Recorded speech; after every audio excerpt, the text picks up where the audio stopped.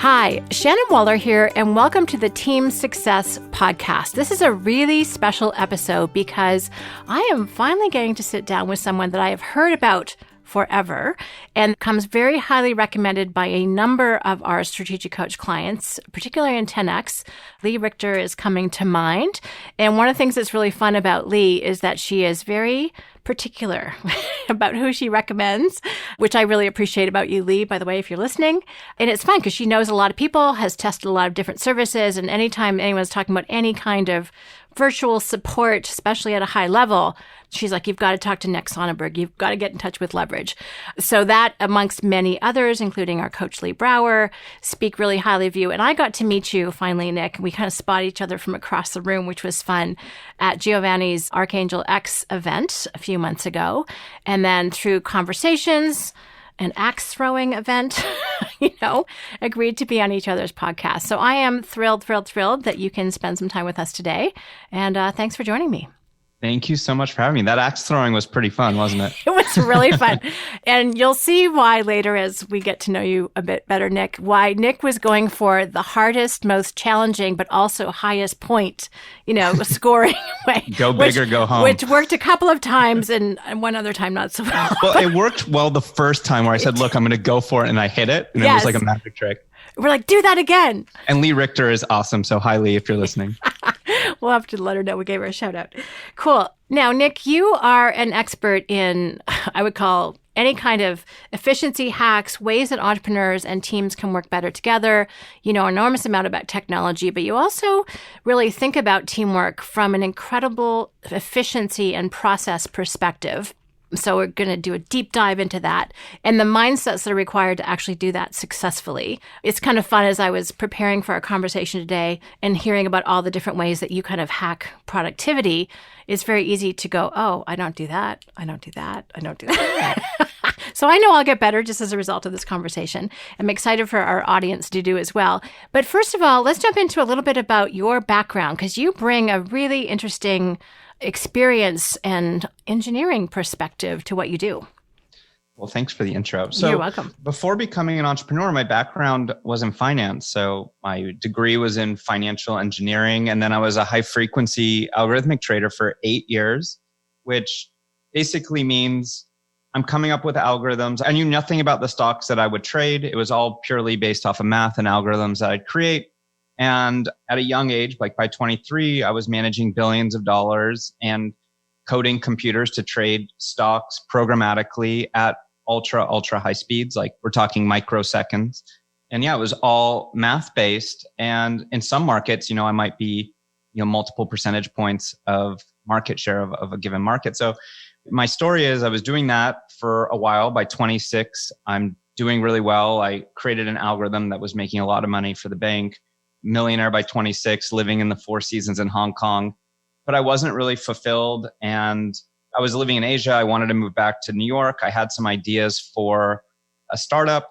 And I decided I was at a point in my life where I wanted to take on a new challenge. And I thought that I would regret it if I never took the leap and tried becoming an entrepreneur and testing out these ideas. So I gave up the money to become an entrepreneur. And at first, I was really scared because what I was doing, it was specifically called index arbitrage. It's, maybe 100 people in the world do this type of finance. It's a real niche part of finance, right? It's not like when you watch a movie and I'm wearing a suit and going and having meetings, right? Like I was with the dorky people, like people with PhDs in math.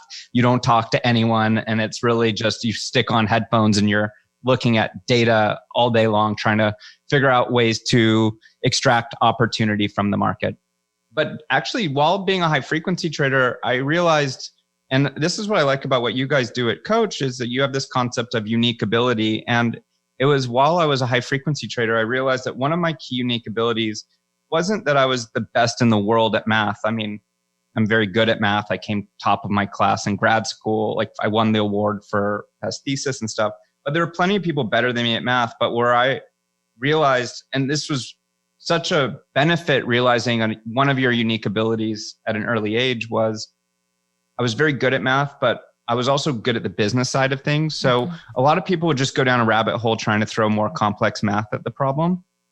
But then I would take a step back And I would read like the rules of the exchange. How are they processing orders? What do the order IDs look like when it comes back? All these different things. And then I would apply math on top of it to extract kind of an opportunity, or tax law. In Hong Kong, there's a 10.9 basis point stamp duty. If you could figure out a way to avoid that, then you don't need to rely on super complex math. You could just, get 80% there with pretty advanced math, but take advantage of it. So I realized my unique ability at a young age. And when I quit, I was kind of worried, this is such a niche thing. Where am I going to apply it? But what I started realizing is it teaches you really a way to think and be analytical and approach problems from different ways. And also I developed an appreciation for time, because in that job, microseconds can mean millions, and everything was automated, not just the trading, but I would automate making sure that the systems were correct. So ultimately, I'm really lazy. And so if you're smart and lazy, it's a good combo, because like what I would start doing is I would start creating scripts to do things that manually I'd have to do. So eventually I could get to work 10 minutes before the market opened, hit a button, and all the programs would open up in exact positions on the screen. Systems would get checked to make sure that you had the right state of the world in the system. So in the end, I left high frequency trading to be an entrepreneur.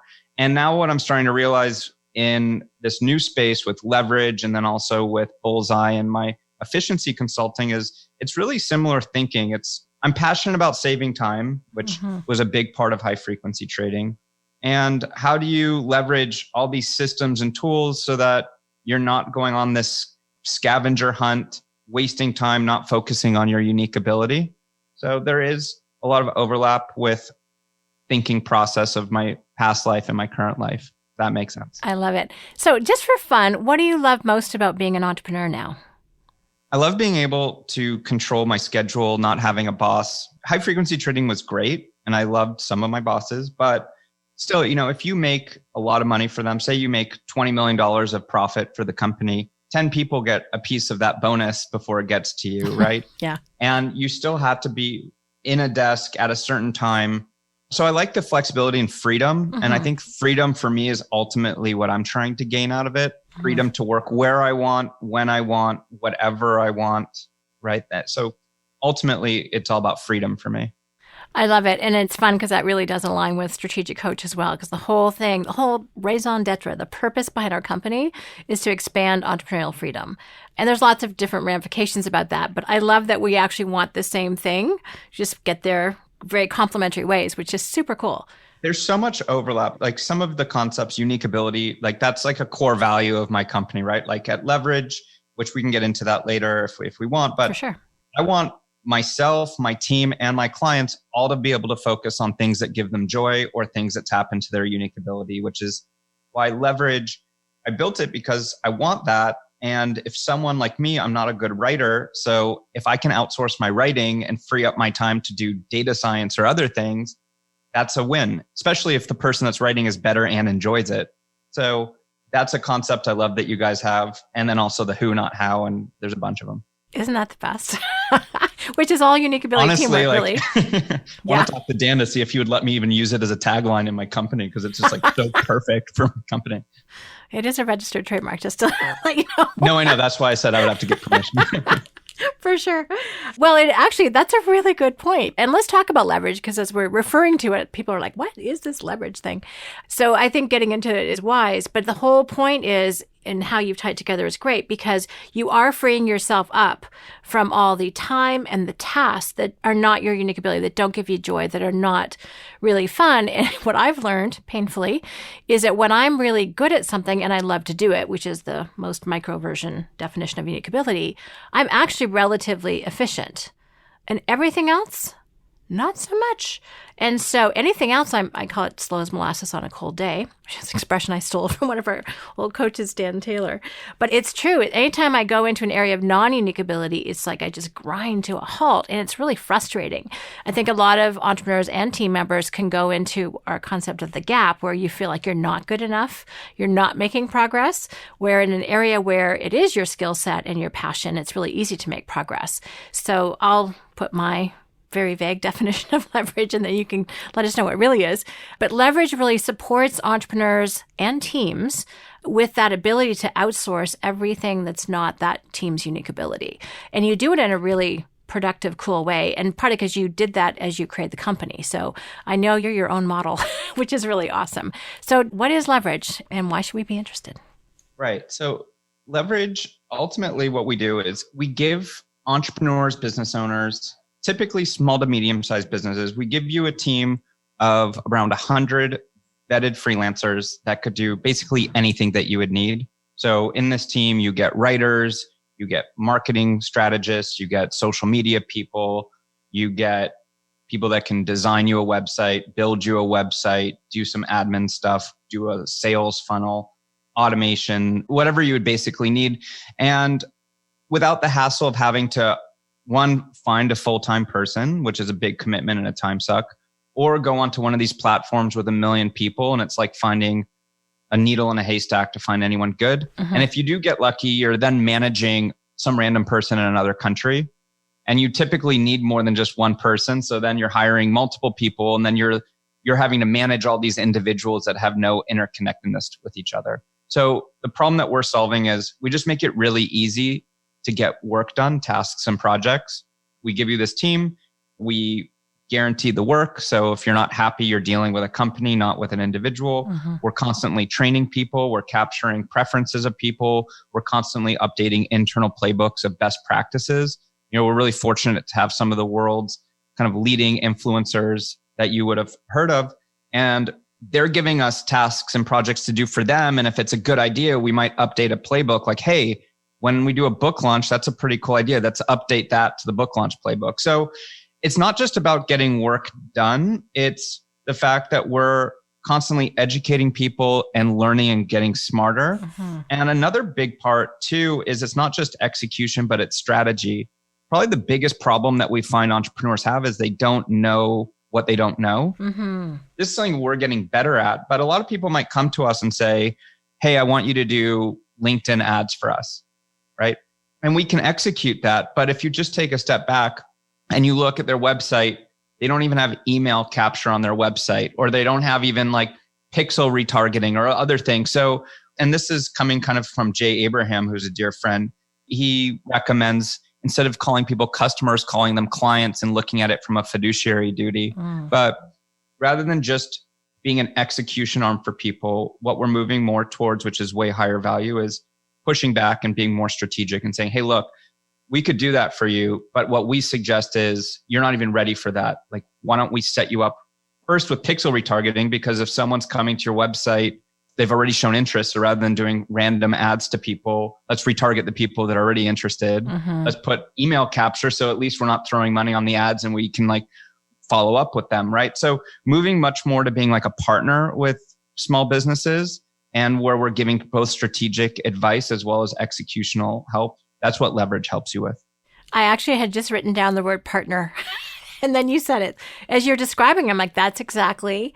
I work with my very close friend and colleague, Nicole, and she's a live, not a virtual human. I was looking originally for we call it a strategic assistant, but really what I was looking for was a strategic support partner. You can't advertise for that because no one has any clue what you mean.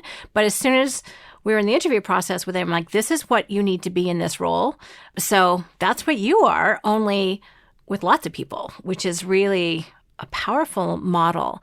And I love that you're beyond execution, because I've gotten overwhelmed as I've looked at other sites with lots of different people, and I'm a bad general contractor, right? Yeah. And it's like having to manage all the subs. It's like you play that role, actually. You're the master coordinator and that has the strategy. Like, I can imagine some of your clients, actually, you run their whole business. Is that the case? Yeah, they're literally people that we're supporting their entire business. They've gotten rid of all of their staff and they're just having us run everything. Wow, that's amazing. I have goosebumps now thinking about it. Like, that's the stuff that really excites me, like that we've changed the whole way some companies are operating. That's what keeps me going and getting excited about all the stuff that we have in the pipeline to even be better. That's amazing. So just out of curiosity, because I always go to the practical, like, how does this work? So if I'm setting up a company, or if I have a company and then I'm like, okay, I'm thinking about, I need some marketing capability, I want to do a launch. Does someone sit down with me and coach me on this strategy? Or if I'm asking for this, you're like, just what you said, no, you actually want that. How does that process work?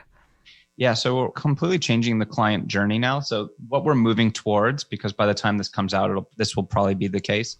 But we're going to offer people, like as included in whatever plan you sign up for, a one-time audit. It's going to be like, if you want it normally, it'll be like $1,000, but you get it for free one time when you first sign up. Or we kind of go over, there's like a common 10 things that we've identified with all companies, like a business audit checklist that we go through, and we do some pre-work and we kind of come, hey, this is the state from our research and hitting these 10 points. This is where we see we could be helpful for you. Right. Wow. And then if you're on a higher plan, you get an account manager where you can talk about things. But part of Leverage includes some of the world's top marketing specialists, and you can sit with them as a paid project, and they can create from there like a full-blown marketing strategy for you.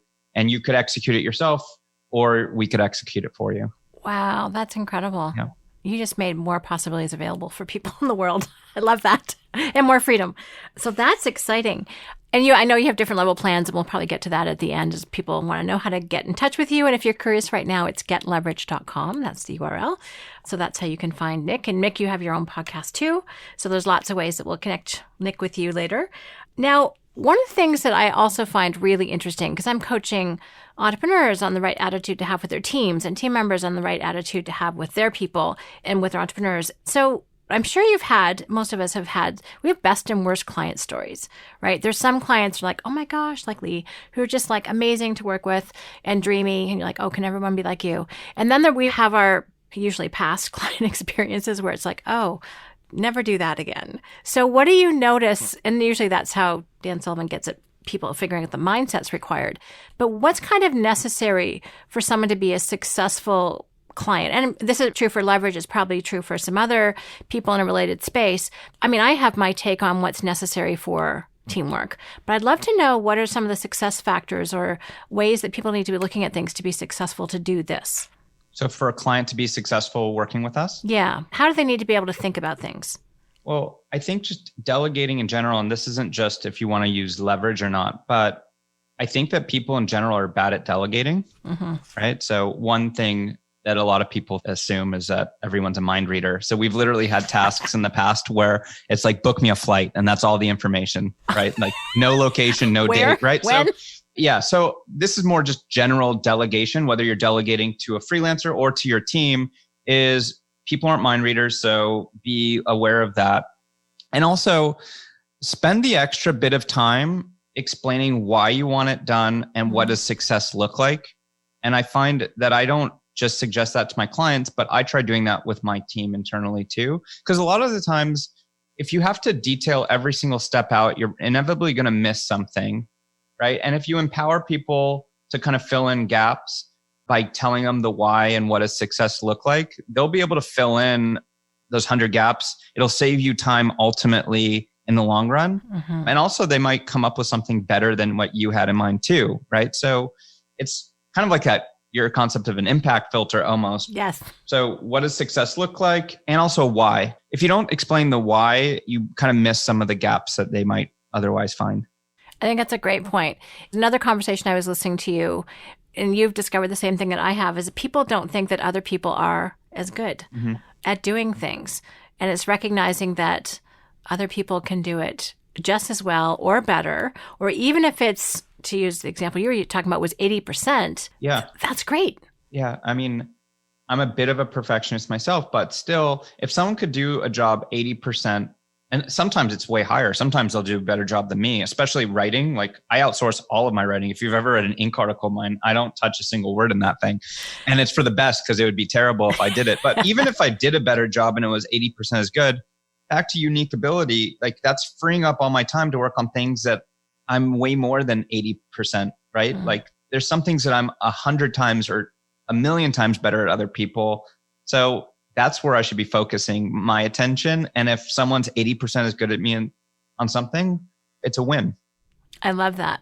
Any other factors or kind of mindsets, attitudes, whatever word you want to use, that you think are kind of essential for someone who is a good teamwork partner with you, with live people, with their own teams? What else have you discovered in working with clients in terms of kind of what matters? So with working with clients? When you're working with your clients, Like I know for me, I've had some, people who've wanted some teamwork coaching and then they just really weren't essentially open to the idea or weren't ready. There's different lists of, if you think about some of your things that didn't work out as well, what are some things that you learned from that? Well, one lesson learned is fire clients that aren't good fits. Yes, exactly. Right? So kind of like one thing that we did, it took us a couple years to realize it, but identify kind of the clients that are really eating up a lot of time, that aren't a good fit, that are causing. Now, if someone's complaining and it's justified, that's one thing. But if someone is just never happy and you analyze it and it's just not a good fit, kind of like hire slow, fire fast, do the same with your clients, not just internally. I think that's very good advice. Yeah. And I think that is actually one of the mindsets that's important, is to make sure that you are someone who's appreciative of others' efforts and appreciate how much time it's freed up for you. Right. And that even if they do it differently, it still works. And I think too, this is back to what I was saying about client journey. It's something that we're completely redoing now, but that's a great leverage project if you're coming to leverage. Is a lot of clients don't audit their own client and customer journey, right? And I think, like, to answer your question, I think that a proper client journey and client onboarding experience, you should have proper intake forms and questions to have a filter up front. If you get the sense that they're not a good fit or they're answering certain questions in a way that's not congruent with your offering or the type of client that you really can support, right, you're not letting them in the door in the first place. Yeah, it also makes sure that you're aligning expectations so that people are realistic in terms of what's possible. Oh, I love that. Fantastic. Now, for fun, just changing directions a smidge. Now, you write a lot, in my opinion. You put out stuff. You've got ink articles. You've got a book. I heard you're working on a new one. So how do you write books without writing books? So one thing that I think about a lot, and you guys can feel free to steal this concept if you don't already have this concept, but just like people talk about return on investment, ROI, I talk about ROT, return on time. So it's not just about what to outsource, but it's how to outsource, right? So for me, a terrible thing to outsource is like booking a dinner reservation, because by the time I explain it to someone, it takes me 2 minutes to explain it. And maybe it's a 3-minute thing. So like you've only gained a little bit, right? So the things that I'm always looking for is, how do I maximize return on time?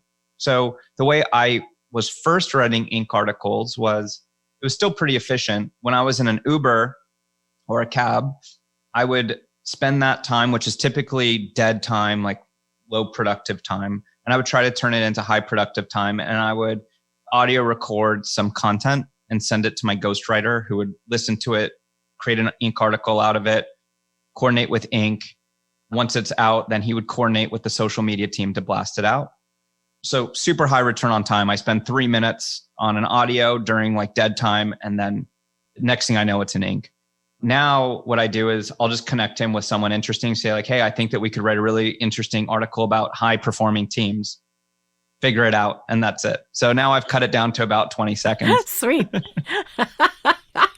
That's awesome. And obviously a very talented ghostwriter. Oh yeah. Aiden's great. That's how I write so much. So he's helping me with my next book, along with Tucker Max's company. We're collaborating on that. Oh, sweet. Heard great things. And Tucker's working with Dan too. But yeah, like return on time is, so time is not all worth the same. Like a minute at 9 a.m. on a Monday is not worth the same as a minute at 6 o'clock on a Friday when you're tired and you're in a cab, right? Even though it's both a minute, it's not worth the same, both of those minutes. So how do you take time that's less valuable time and convert it into higher value time? I love that.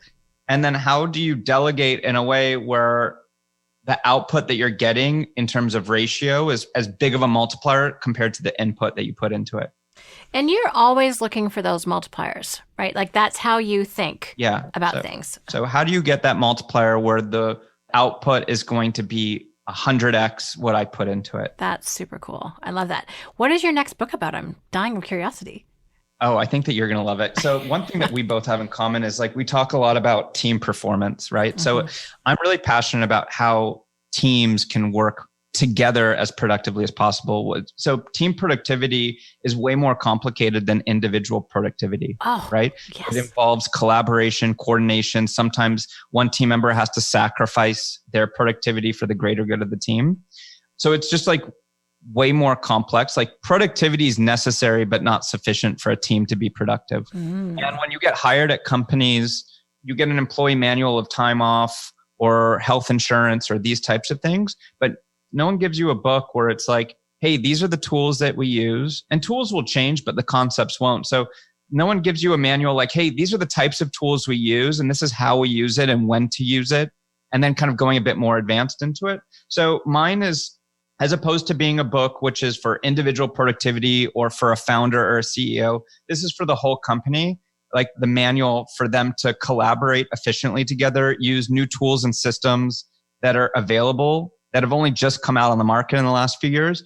And there's no rule book how to use these things properly. And if you don't set up some of these tools properly, it can hurt your team's productivity. Right. So this, from what I know, is going to be the first book, which is like a guideline with the new types of tools out there. This is how and when you should use which of them to maximize team productivity.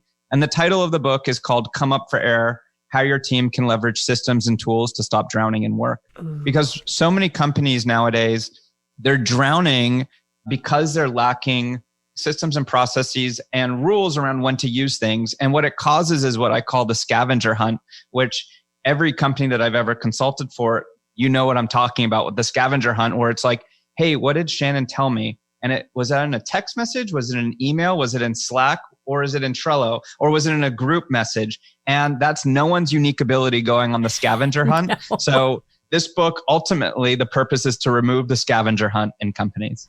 Awesome. So I want to book this in now. Can I interview you when that book is done, please? It would be my honor. Yay. I can't wait.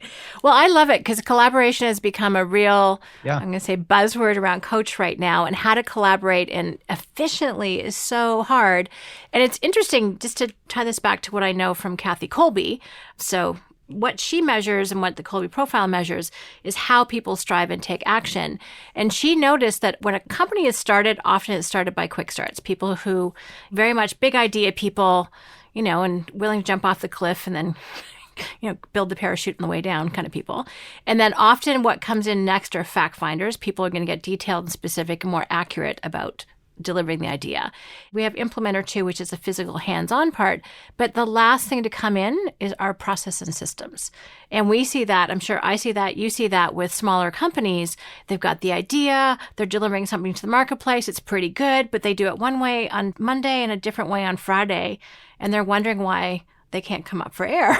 So this is so needed. I am so excited about this. I did a lot of dumb things with the company, but one thing that I did smart was we set up systems and processes and built a culture around documentation. So one thing that we do even is, so removing bottlenecks is something that I'm constantly trying to do in the company. I've lived through a co-founder leaving. Had we not have documented everything, that's the type of stuff that can bankrupt a company. So many people, when you go to the conferences that we go to and speak, everyone's excited about scale. Like, how do you move faster? Like, how are you going to 10x your revenue? And a lot of people neglect the ticking time bomb that's sitting in their company. Like, is there a bottleneck that's so great in your company that if that person were to leave tomorrow, it's going to set you back a year? Like, for me, there's 2 ways to scale. You move faster and you avoid going backwards. And the documenting of processes is how you avoid going backwards. And so if someone comes up with a great idea, it's great. That's awesome. We use Process Street, put it in Process Street. And we stress test our processes to make sure that there's no bottlenecks. So we rotate positions every quarter. We make people rotate for a week. So someone that's doing sales will do customer support will do payroll. And it's a great way to stress test that the processes are well documented, right? Yeah. And what's well documented if someone could just pick up and do payroll, for example, without the finance person's help, with screenshots and pointing to things. That's how you know that it's well documented. And what it also does, and I stole this from the high frequency trading days, but it sparks innovation. Like, fresh eyes spark innovation. So one thing, and I'm sure you've seen this a lot in Coach, is if you ask people, why do you do something? The answer is, well, that's the way that it's always been done. And a good practice to avoid that is by documenting and rotating, because then you're constantly stress testing and you don't just sit back and do payroll the same way for the last 5 years or do onboarding the same way for the last 5 years. Like, when I was a high frequency trader, I used to have to take a 2-week block leave every year. I couldn't log into email on my phone. I couldn't come into the office. It was a way to make sure I wasn't hiding trades. And before I left, we didn't have these fancy tools. So I'd have to write an email like, this is how my algorithm works. This is how to start the portfolio. This is what's happening in the market. If this happens, do this. But what always would happen, even though I was like the expert at that algorithm or that market, there was always an improvement to how my book traded, right? Because fresh eyes spark innovation. Like if you're looking here all the time, someone less experienced from you might start asking different questions and looking at it. And that's really valuable. So we've built a culture around that. That is so smart. I love that. So we have a paper tool. So I want to hear more about Process Street. We have a paper tool called Unique Method, which is simply 12 boxes in a horseshoe shape. So it's pretty straightforward. And it's a graphic representation of a process because I don't love just pages and pages of how you're supposed to do things, these big binders that people put together sometimes.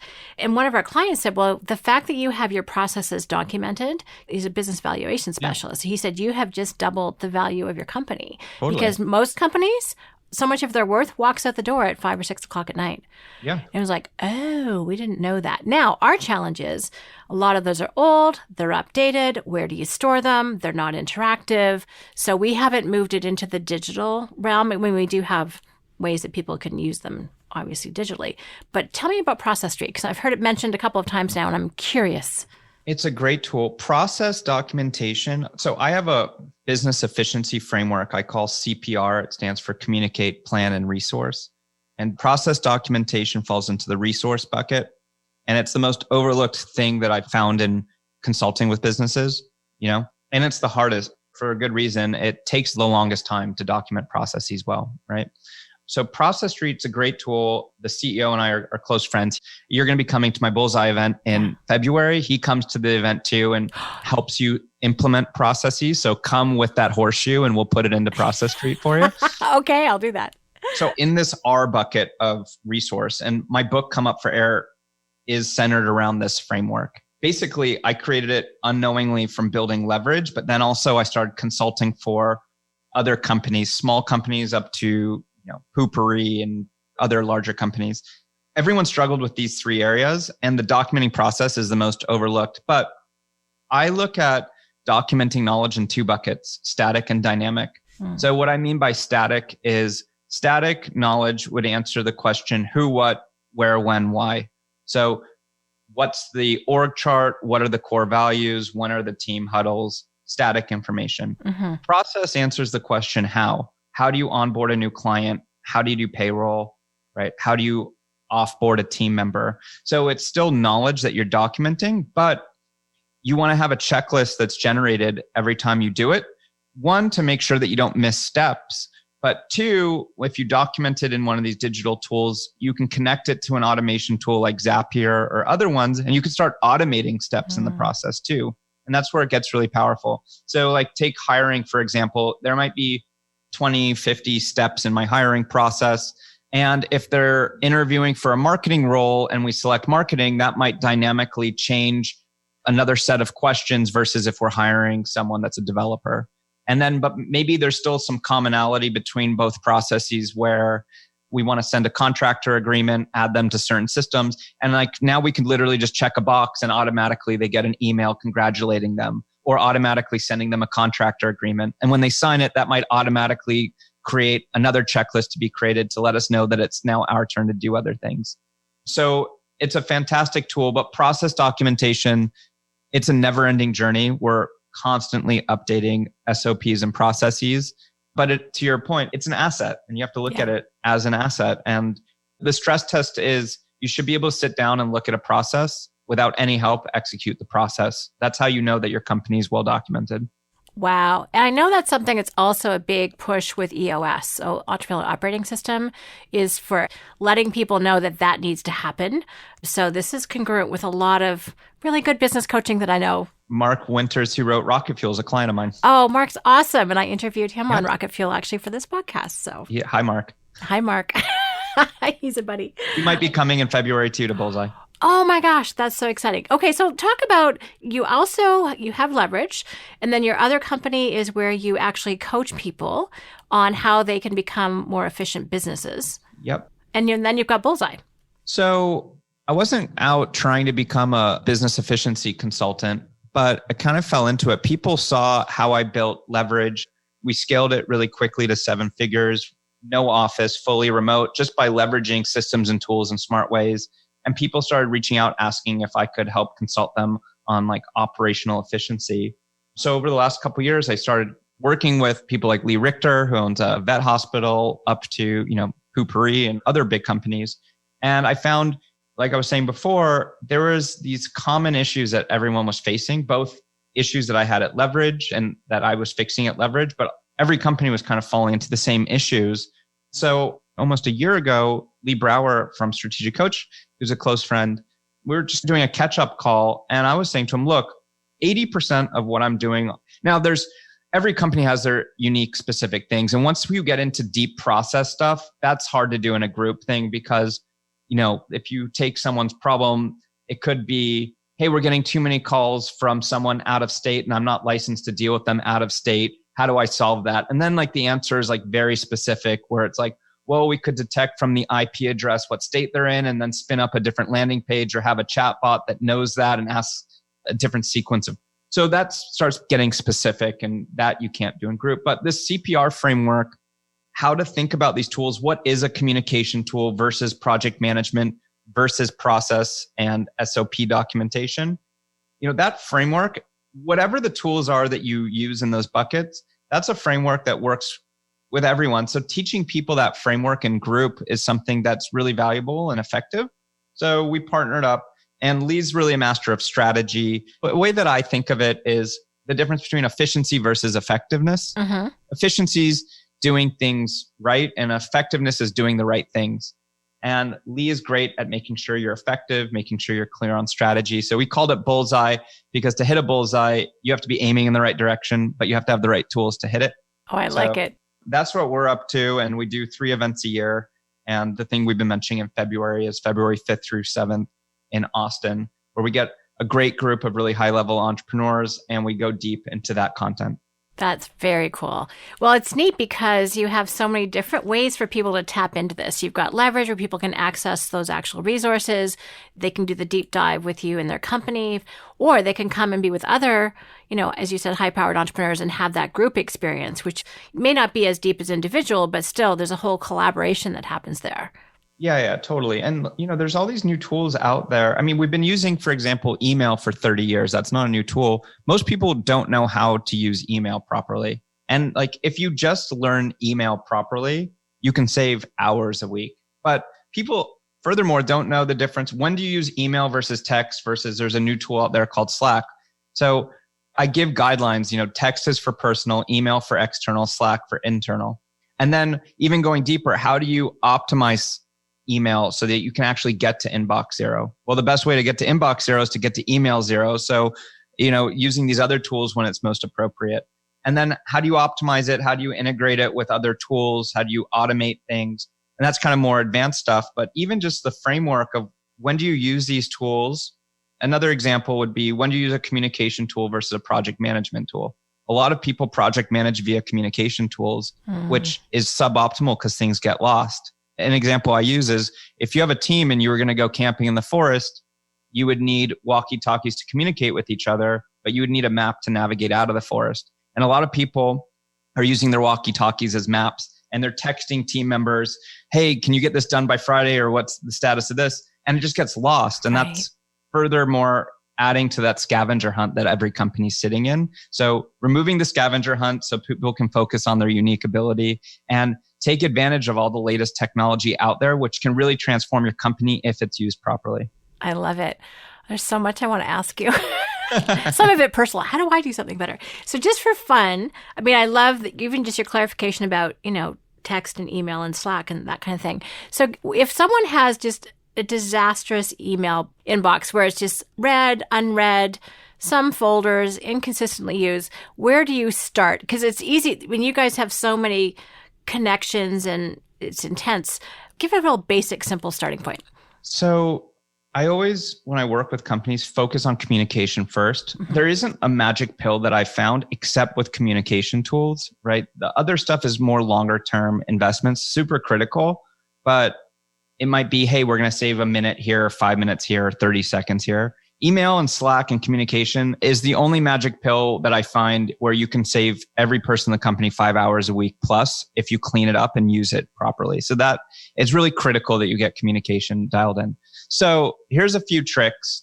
This first thing is text for personal, email for external, Slack or Microsoft Teams or Facebook has one. I like Slack, but use whichever one, separating kind of the different categories of communication and keeping it well contained there.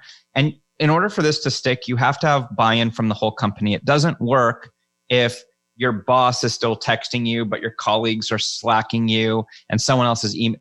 You want to have it separate. One, it reduces the scavenger hunt significantly because now I know, oh, Shannon is on my team. I will look in Slack to find that information. So at least right away, it like reduces by 2/3 the tools to look at to find information. And like I said before, the best way to get to inbox zero is to get to email zero. So once you kind of get all of that stuff out of email that didn't belong in email, another mistake people make is they think that being at inbox unread is the same as inbox zero, which is not because your eye is still cognitively processing it. So there's just a handful of things you should do with email. I like Gmail, but you could use whichever one you like. Are you guys using Gmail or Outlook? I was using Gmail personally, and we've just switched over to G Suite. So yes, our whole company now is Gmail. Okay, great.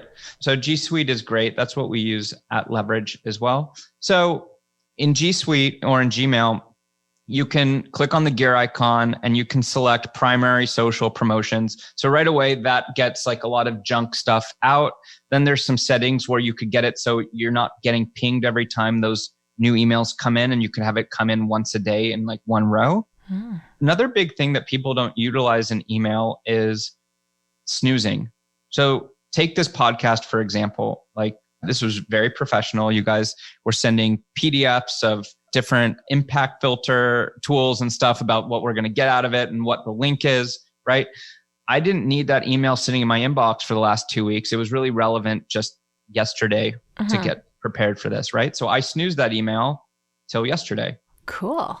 So it wasn't sitting in my inbox. So inbox is just a to-do list that other people can add to, right? So that's all it is. And if you think about email just as a to-do list, it makes it way easier to tackle it. And you don't need all those folders. Like that's a whole nother issue. You just need to know how to search properly. Like it's the name of the game with anything, whether it's email or anything, is how do you find information as fast as possible?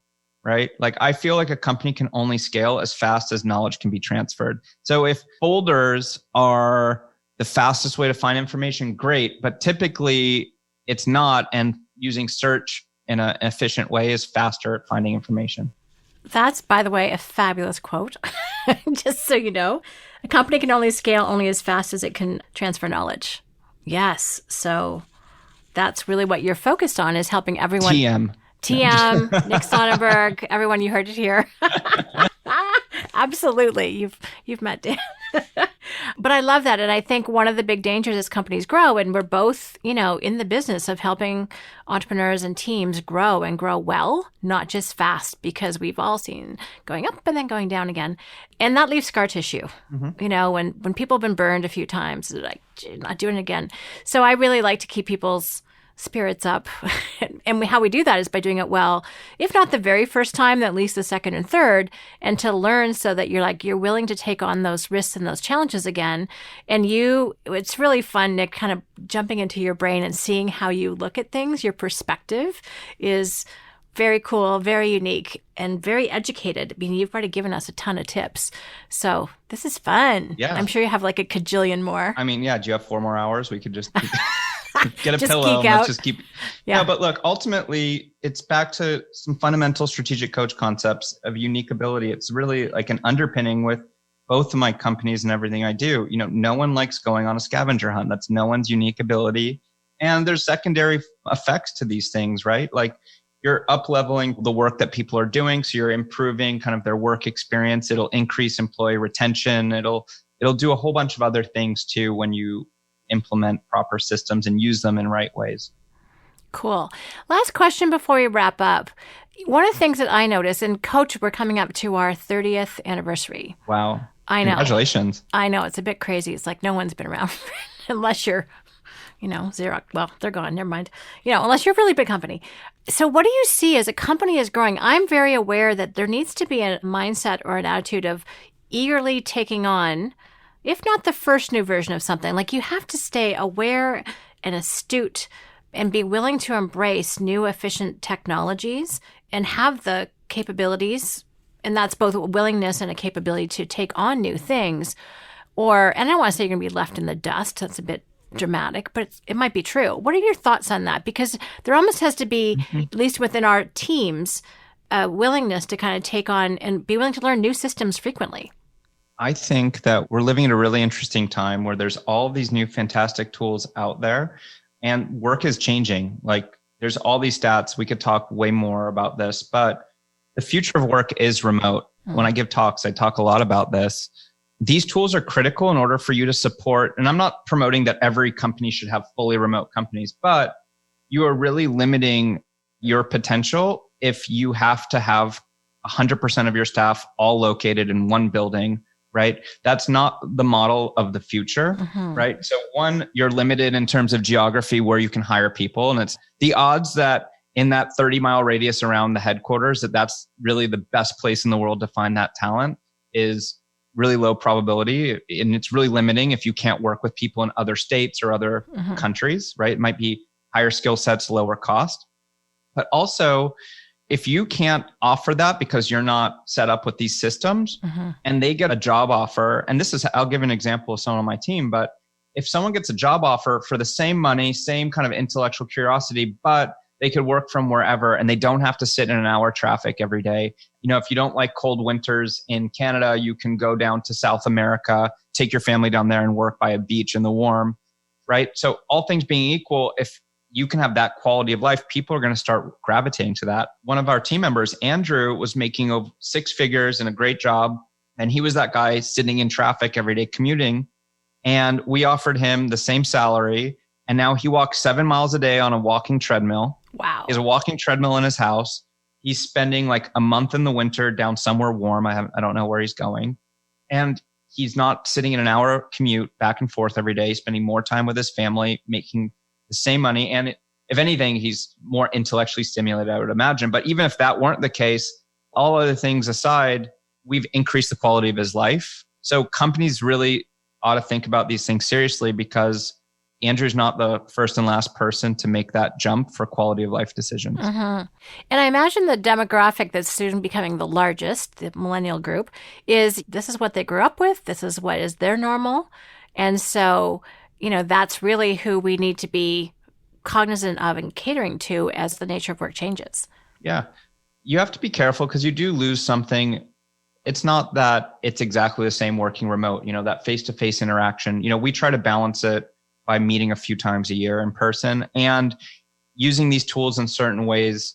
Like I could write a message to someone in Slack, or I could record a video of me explaining it and send them video so they're seeing my face. So there's different ways of using the tool so that you're still getting that culture that you want and that face-to-face without being physically in person. And that's really important too. Yeah, and I wish we had more time to talk about that.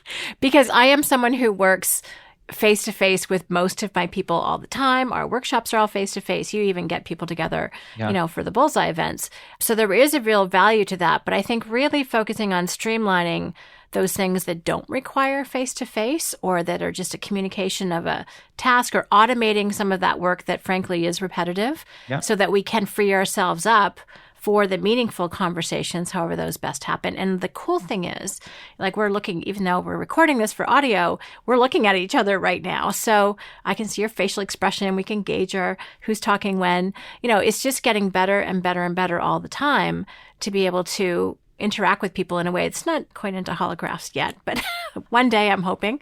I think there's just really paying attention to what does need to be in person and then being incredibly strategic about everything else. Totally. I love it. All right. So if people want to know more about you, your book is Idea to Execution, How to Optimize, Automate, Outsource Everything in Your Business. Yep. Your next one, which I'm super excited about, is coming up for air. Yeah.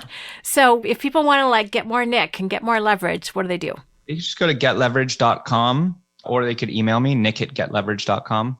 I'm pretty efficient with managing the email, so I'm not worried about that. But those are the two best ways to get in touch. Do you actually answer all your own email, or how does that happen? I have a process, but yeah, I answer all my email. Of course. Or all your email gets answered. It all gets answered. There you go. No, most of the time it's me that will answer. That's super cool. Yeah, you answered mine, so I was happy. Yeah. Awesome, Nick. Thank you so much. This is totally fascinating. I have so many takeaways, and it's both the tools, like Process Street sounds fascinating, but you're thinking about it and really observing what companies are doing well, what they're not doing well, how they need to up their game, and how you're going to, well, attract and keep really talented people. And actually just having the mindset, let's get the best talent we can no matter where they are, and creating the systems for that to happen well, I think is incredibly educational. And for some people, it will be a wake-up call. Other people are like, well, duh. So there's always that spectrum. But I love getting your insight. And just thank you for all the work that you do and how you love to kind of explore your passions, because it's a real benefit to everybody else. Thank you for having me. I'm a big fan of you and everything at Strategic Coach. Oh, that's awesome, Nick. Thank you so much. Everyone, thank you so much for listening. I hope you got as much out of this conversation with Nick Sonnenberg as I did. I am completely inspired and out of the gap about what I can do to help make my life and my business life and my personal life a lot more efficient. And it's given me a lot of confidence to really step out and take advantage of some of these awesome efficiency technologies. So I hope, again, that you enjoy it. Please get in touch with Nick at getleverage.com or check out getleverage.com. Thanks so much, everyone. And as always, here's to your team success. The Team Success video series is a brand new online learning platform to give your team the tools to thrive in an entrepreneurial business. Whether you have 5 team members or 500, Shannon Waller provides expert strategies for confidence, harmony, and success. You're just one click away at teamsuccessvideoseries.com.